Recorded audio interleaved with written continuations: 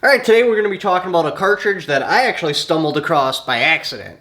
How I stumbled across it is I was doing a rifle build, and it was during the gun panic, and when I started reaching out for parts, I couldn't get them. I wanted to do it in 300 Win Mag, and those parts just weren't available. And then the manufacturer of the barrel I had chosen actually told me about this cartridge that SOCOM had put out an order for. One of the requirements for the order were to be 50% at 1.14 miles or 2,000 yards on a human-sized target. I'm like, oh, well, that sounds interesting. I wind up doing some research into it, and that's why I ultimately chose the 300 PRC. So let's talk about the 300 PRC and what would make that awesome for you and why you may not want to go with that particular cartridge. To the whiteboard of knowledge. Alright, so the 300 PRC, awesome cartridge. It brings a couple of things to the table. Number one, on your low side, you're looking at a 673 BC, but you can load all the way up to an 878 BC, which is pretty amazing. Now the case itself, there was a whole bunch of different cases for that particular contract. They ultimately wind up going with the 300 RUM because it's got more case capacity, but there's a downside to it. Yes, you can pack that 300 RUM full of powder and get a nice flat shooting cartridge. However, you're going to have on-filled casing, which can cause inconsistencies. Does it always? No, but it can.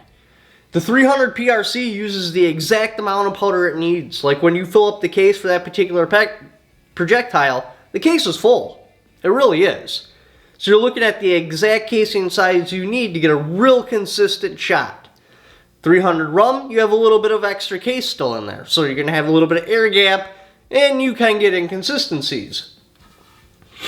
What makes the 300 PRC really awesome for you is you can buy factory loaded 212, 225 right off of the store, right off of the shelf, right out of the store. So why is that a big deal?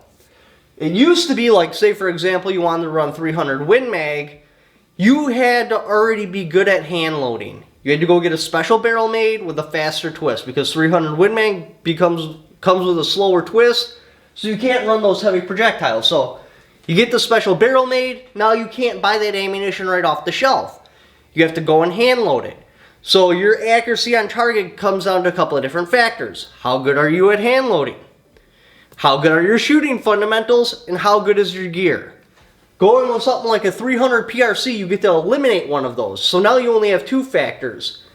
How good is your gear? And how good is your shooting fundamentals? Because I understand Hollywood had painted this picture that a lot of people buy into that just simply isn't true, that if your shooting fundamentals are solid, it doesn't matter the condition of your gear.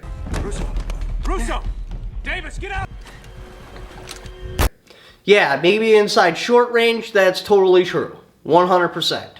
But when you start going out 1,000, 1,500, 1,700, 2,000 yards, sometimes even farther, if you don't have a consistent shot-to-shot, like you're doing your shooting fundamentals right, but your gear is not, you're going to miss by quite a long ways. That makes a huge variance. And you're not pushing the bullet way down into the case. When you shove a bullet, especially a long aerodynamic bullet, down into the case, it has a lot of room to wiggle while the ignition is going off. And then in the 300 Win Mag's case, you're shoving it into a throat area that's bigger than the bullet, 315 as opposed to 308. There's a lot of room for error there. So we try to minimize what we call in-bore yaw. We want the bullet to go straight into the rifling, into that engagement, so that it comes out straight. Again, 6.5 Creedmoor case in point, why it just shoots well in everything. It's because we've minimized any chance that bullet is going to come out sideways. So with the 300 PRC, you're buying what used to take people years to learn. Instead of learning how to do your reloading set and mastering it, it's already done for you. Now, one of the things that they did that makes the 300 PRC really awesome is inside the casing,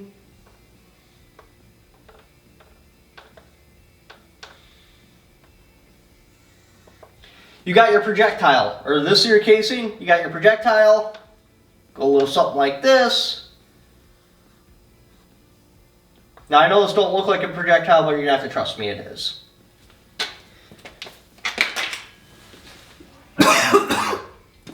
The 300 PRC doesn't run the projectile past the neck.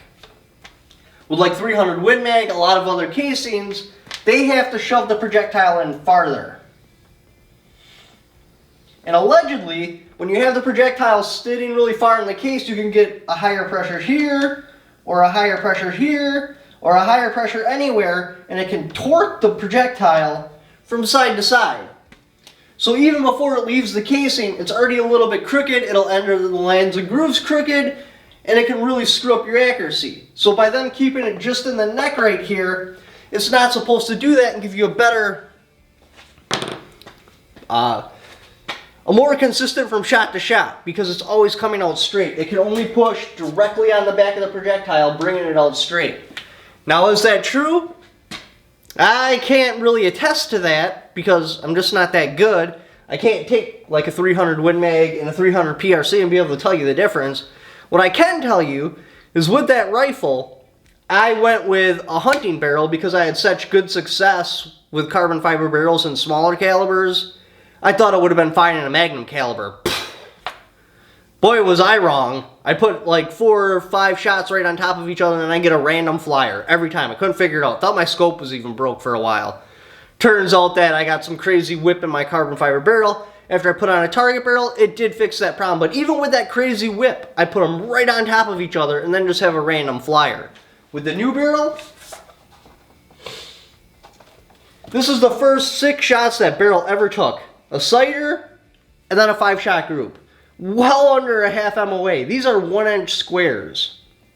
That's pretty damn good. Because as the gun breaks in, it does better. Is that because of the 300 PRC or the fact that I went with a Bartlein barrel in that particular build? You know, only time will tell, hopefully. You know, well, we won't talk about all that. So, is it worth it when you're spending $3 for every trigger pull? Every trigger pull, bang, $3. $3. $3. It is if you're looking for maximum precision without having to hand load. That's when it becomes worth it. Because remember, yes, shooting fundamentals are incredibly important. Without good shooting fundamentals, you got nothing. However, shooting fundamentals by themselves can't do it. You got to have shooting fundamentals paired up with quality gear. With that quality gear, having a rock-solid cartridge like the 300 PRC is like having rock-solid shooting fundamentals. Now, I know there's a group of people out there that are like, hey, you know, I got a 30-06 with a UTG scope on there. I can shoot 2,000 yards consistently all day long. You know, that's great. The rest of us don't have a magic wand where we can make things happen that just aren't supposed to. The rest of us have to choose a cartridge like 300 PRC because otherwise just a small variant, a very small variant, back at the starting line can be a huge gap way down there. So you want the most consistency. When I chronoed this, first time I went through the chrono, it read exactly what it said on the box. I was like, whoa, that's a crazy coincidence. Shot again, exactly what it said on the box. Shot again, exactly what it said on the box. Shot again, I think the 5th one had a small variance, but it was within 20 feet per second. It was like 10 feet or something like that. Other than that, all of them exactly what it said on the box, which is pretty amazing. Usually the velocity on a box is generally where it might be. I've never had a cartridge do exactly what it says on the box, and then more than once. So there's always going to be air gap unless you go to 50 BMG class powders, which are too slow. And you can't burn for them this out. one. So Yes. getting really low EVs in a 300 Normag is a challenge. It may shoot wonderful at a few hundred yards and shoot okay at distance, but when you get out past 1200, if you have 50 to 80 feet per second variances in your fastest and slowest shots, you're going to go above or below your target and you can't do a thing about it. That's why we want to focus on not velocity so much, having the right cartridge case. So, if you did want to hand load, you can go all the way up to a 250 and you're still looking at a velocity of 2650. That's crazy. So you got enough powder to get a minimum of 2650 on the heaviest 30 cal projectile that I can find. Yeah, it might be a little bit heavier here or there, but this pretty much maxes out your 30 cal barrel twist, which is a 1.7. Factory loaded ammo. you're looking at a BC of 673 with a velocity of 2860. Or you can go up with the heavier stuff with a BC of 777 with a velocity of 2810. The kinetic energy you're going to get is almost 4,000 foot-pounds, 3945. That's pretty impressive. So you're looking at match-grade, quality ammunition, right off the shelf. No special hand loading, no having some special guy that you met at a gun show hand loading in his basement, using this special trick barrel. You're using all store-bought and stuff. You're just paying money, and you're killing half of it. So now if you have a problem, you know it's either you, your scope, or your barrel. That's it. Before it used to be like, okay, my 300 Win Mag isn't shooting that well. Am I doing something wrong on reloading? Did I accidentally bump my die? Is there something wrong with my powder? Is this a weak batch of primers? No, you're buying factory ammo, so you can just eliminate the reloading variable, which is pretty damn cool. So, if you're considering shooting at a really long range, you don't want to buy a bunch of reloading equipment, but you need a strong base to be able to do that, I strongly recommend looking at the 300 PRC and seeing if that's right for you. Yeah, it wasn't right for SOCOM, but they winded up with something that goes faster so they can have a flatter trajectory, which I get.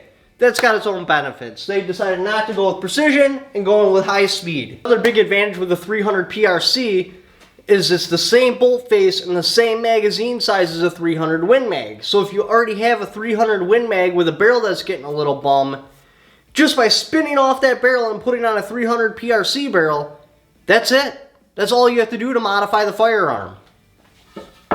Because the 300 Win Mag's a barrel burner by itself, there's a good chance you already have a 300 Win Mag with a bum barrel you could easily convert to 300 PRC. Now, if you do go with the 225s and you're using an Accuracy International magazine, the very tip of the projectile, like this right here would hit your magazine, so you do have to bump it down. It's less than a 1/16 of an inch. That's what I did. It didn't change my velocity at all, and it's still well under 1 MOA, so it's not going to affect the cartridge at all. But you do have to bump it down just a hair to make it fit inside an Accuracy International magazine. But other than that, it's just a simple barrel change. That's it, to go from 300 Win Mag to 300 PRC. So should you buy the 300 PRC?